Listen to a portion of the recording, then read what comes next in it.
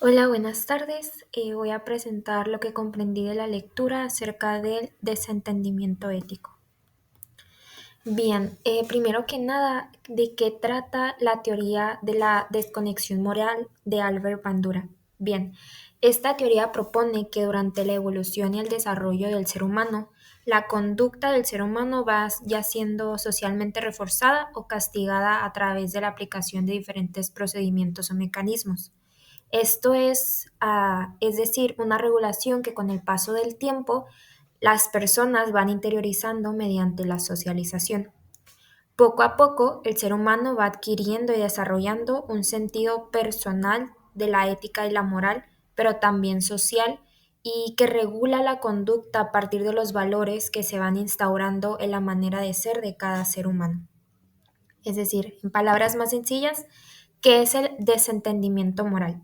Bien, el ser humano emplea diferentes mecanismos que voy a presentar en slides siguientes para justificar su conducta cuando sabe que está en contra de sus principios morales y éticos.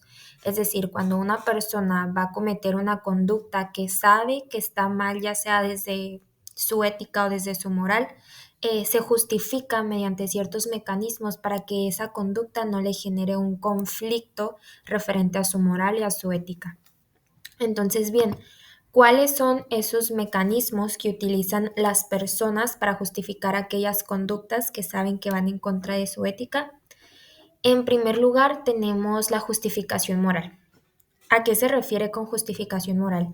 Es decir, que se reinterpreta la realidad de forma positiva, de tal manera que el acto inmoral o que no sea ético se vuelve en realidad permisible a ojos de la persona que lo está cometiendo.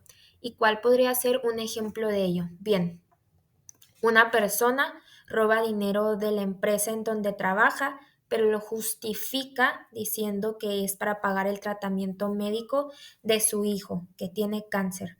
Entonces, para él lo justifica diciendo que robar ese dinero estuvo bien porque lo hizo por una buena causa. Ese es el primer ejemplo. El segundo ejemplo, bueno, el segundo mecanismo más bien es el lenguaje eufemista, que significa que la intensidad y la gravedad de la conducta inmoral se va a reducir o se va a tergiversar a través del lenguaje, expresándose de tal manera que va a perder su carácter dañino. Y un ejemplo de ello sería, por ejemplo, un soldado que diga, neutralizamos al objetivo. Cuando escuchas esto, para ti no suena tan grave, pero la realidad es que está utilizando este lenguaje para que la gravedad de la conducta no se maximice. Cuando dice neutralizamos al objetivo, lo que está queriendo decir es matamos al soldado que era nuestro enemigo. Ahora bien, el siguiente mecanismo es el desplazamiento de responsabilidad. Esto trata de atribuir todo o gran parte de la responsabilidad de sus propios actos a otras personas o a situaciones. Un claro ejemplo de este es cuando una persona, un empleado, despide a muchos empleados justificándose que son órdenes de su jefe, que en realidad no es su culpa, que la culpa es la del jefe, que él solamente estaba siguiendo instrucciones. Bien, continuemos con el cuarto mecanismo, que es el de difusión de la responsabilidad. Esto significa que la responsabilidad individual se va a ver atenuada al repartirse la culpa entre todos. ¿Cuál sería un ejemplo de este? Sería, eh, todos en el grupo estábamos asaltando la tienda de la esquina. Así que yo no puedo ser el único culpable, porque habían más que estaban realizando la misma conducta. Ese sería un ejemplo de ello.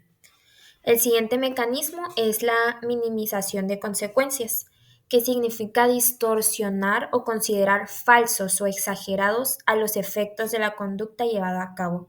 Y una frase que solemos escuchar mucho es que no es para tanto. Y un ejemplo de ello sería, em, mamá, hice trampa en el examen, pero no te preocupes porque muchos lo hacen. No, no es para tanto, en realidad muchos de mi salón lo hacen. Ese sería un ejemplo de ello. El siguiente mecanismo es la comparación ventajosa.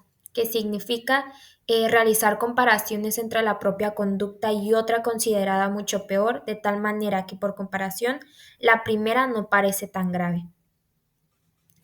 Un ejemplo de ello es cuando las personas, por ejemplo, lavan dinero. Su excusa es, sí, está bien, cometí lavado de dinero, pero los políticos se roban más dinero en sus campañas o durante su gobierno, entonces, ¿qué te preocupa? Lo mío, lo que yo estoy robando en realidad no es nada a comparación de todo lo que los políticos se roban. Ese es un ejemplo de ello. Ahora bien, continuando con el séptimo mecanismo, la deshumanización. Este me pareció muy interesante porque, bueno, al final comentaré por qué, pero esto se basa en restarle humanidad a los afectados, reduciendo la consideración hacia ellos como seres y quitando importancia a sus vidas. Ello produce una disminución del nivel de empatía para con ellas, facilitando la reducción o incluso eliminando la sensación de malestar asociada a los daños causados. Bueno, al final hablaré más de ello porque considero que ese es el mecanismo que actualmente más se utiliza. Y el último es la atribución de culpabilidad. Bueno, tocando un ejemplo antes de entrar a otro, la deshumanización, solemos escuchar mucho esto cuando las personas suelen dañar a los animales, quitándoles importancia a su vida por el hecho de que ellos piensen que los animales no sientan, cometiendo maltrato animal, etc. Y el último mecanismo es la atribución de culpabilidad, que significa en hacer de la víctima la principal responsable de que el sujeto haya cometido el acto amoral. Y esto se suele escuchar muchísimo, creo que es el que más se utiliza en la sociedad y lo solemos decir, por ejemplo, cuando estamos hablando acerca de actos que se cometen, que las parejas, el hombre o la mujer cometen contra de su pareja, solemos escuchar mucho, es que le pegué, pero es que ella o él me provocó, entonces es su culpa. Yo no soy el culpable porque ella o él me provocó. Entonces ya para finalizar, el mecanismo que yo considero que actualmente se utiliza mucho más y podemos verlo actualmente con la situación migratoria que está ocurriendo, pues no solo en Estados Unidos, sino alrededor del mundo, pero sí enfocando ahorita el foco en Estados Unidos. Debemos escuchar mucho que los migrantes no son, les restan su humanidad por el hecho de que están en otro país sin tener papeles o documentación legal que acredite su estancia dentro del país. Solemos escuchar mucho que es que son criminales, es que son rateros, es que le están causando daño al país, etcétera, cuando en realidad no se está tomando en cuenta, se está deshumanizando más bien a las personas cuando en realidad debería de ser distinto y verlos por lo que son seres humanos que al igual que todos tienen derechos humanos y deben de ser respetados. Entonces creo que la deshumanización se utiliza mucho en los gobiernos, en los partidos políticos, inclusive las personas en su día a día y pues considero que este es el mecanismo que más se usa. Y ya para finalizar, muchas gracias.